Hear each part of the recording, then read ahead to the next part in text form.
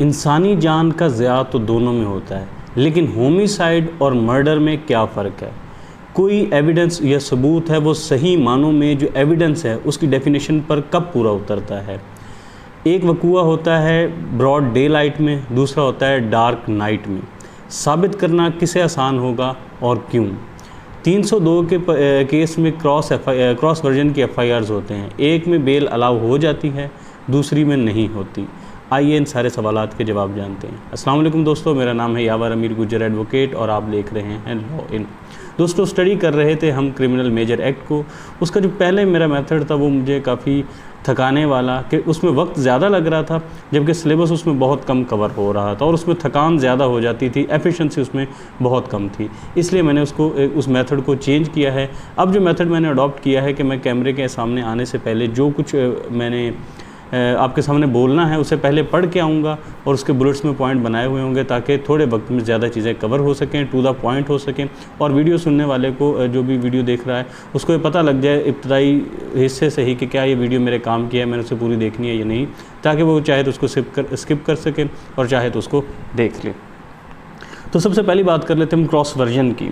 Accused party had also, ये वो cross version जिसमें FIR बेल अलाउ हुई है, बेल रिफ्यूज़ हुई है। वो क्यों हुई है? Accused party had also suppress the fatal shot on deceased in their cross version. जो उनकी क्रॉस वर्जन FIR थी उसमें उन्होंने जो फैटल शॉट लगा था डिसीज को, मरने वाले को, उसको उन्होंने सप्रेस किया था, उसे छुपाया था। इस छुपाने की बिना पर ये जो बेल है ये रिफ्यूज़ हुई है। 2020 SCMR पेज नंबर 1436। अच्छा, दूसरा कौन सा है जिसमें बेल अलाउ हो गई है? 302 के क्रॉस वर्जन में accused shot fire on the face of the deceased, मरने वाले की उसने चेहरे पे गोली मारी है। Step mother is the star witness injured of the case. Step mother star witness भी है और केस में इंजर भी हुई है, उसको ज़ख्म भी पहुंचा है। एक फाइल्ड एफिडेविट रिगार्डिंग इनोसेंस, उन्होंने जाके एफिडेविट जमा करवा दिया इनोसेंस के regarding. 2 person from the accused side was also died, 2 बंदे जो थे एक्यूज पार्टी के भी मरे थे। को एक्यूज ने थे ऑल्सो फाइल्ड प्राइवेट कंप्लेंट, तो जो को एक्यूज था उसने जाके प्राइवेट कंप्लेंट भी कर दी। ये सारी सूरत हाल को मद्देनज़र रखते हुए बेल अलाउ कर दी गई थी। 2020 PCRLJ नोट है 26 और 36। अच्छा, अब वो बात आ गई कि एविडेंस सही मानों में एविडेंस कब बनेगा। Term evidence could only find when cross examination in cheap and cross examination को एग्जिस्टेड। जब एग्जामिनेशन इन चीफ जो है उसके साथ जब क्रॉस एग्जामिनेशन उसके साथ को एग्जिस्ट करेगा तभी कोई चीज़ सबूत बन सकती है। ठीक है, तब वो जो है एविडेंस की टर्म पर वो पूरा उतरती है।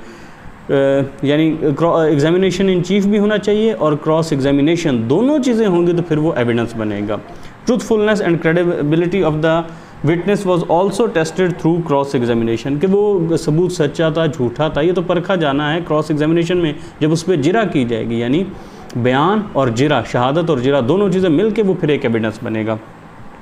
Cross examination is an integral part of evidence and more important than examination in chief. उसका इंटीग्रल पार्ट है क्रॉस एग्जामिनेशन और एग्जामिनेशन इन चीफ से भी ज़्यादा इंपॉर्टेंट है। Case remand for stage of cross examination, तो केस को दोबारा रिमांड कर दिया गया था कि इस पर क्रॉस एग्जामिनेशन किया जाए। 2020 PCRLJ पेज नंबर 80। अब बात कर लेते हैं कि कौन सी चीज़ है जो होमिसाइड है लेकिन वो मर्डर नहीं होगी। कल्पेबल होमिसाइड में नॉट बी मर्डर। ठीक है, हो सकता है होमिसाइड तो वो हो लेकिन मर्डर वो ना हो। होमिसाइड वो जो किसी भी तरह से इंसानी जान गई है वो होमिसाइड है। क्या वो मर्डर भी है या नहीं? मर्डर हो सकता है वो मर्डर ना हो।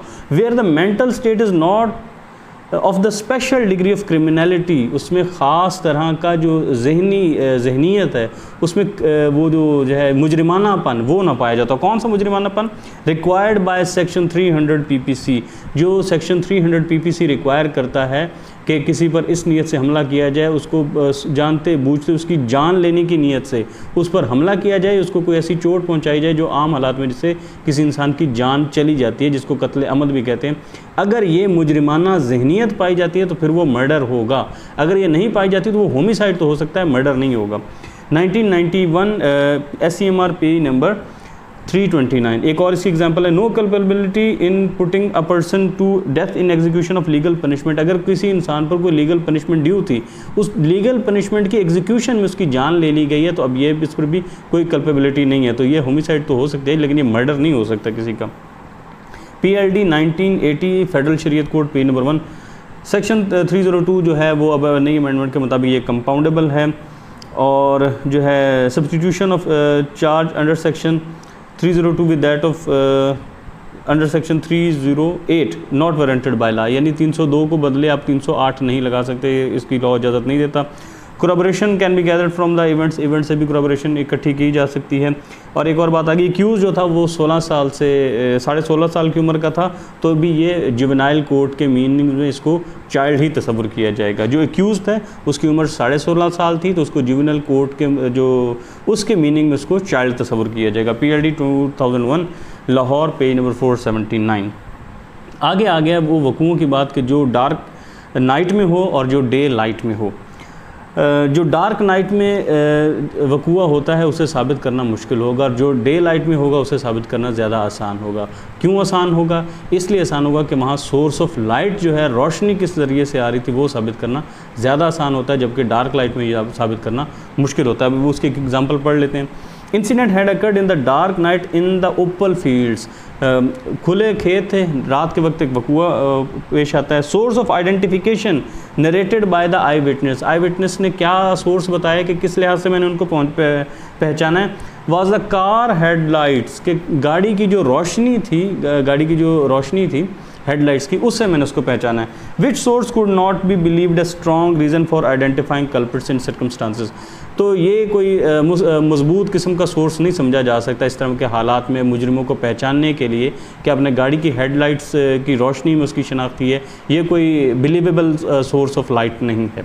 Appeal against acquittal was dismiss, तो उसकी उनके एक्विटल के खिलाफ जो अपील थी उसको डिसमिस कर दिया गया था। 2018 बाय LR पेज नंबर 1964। अब आगे वो बात आ गई कि जो डे लाइट के अंदर अकरेंस हुई हैं, ब्रॉड डे लाइट अकरेंस, इस पर कन्विक्शन हुई है।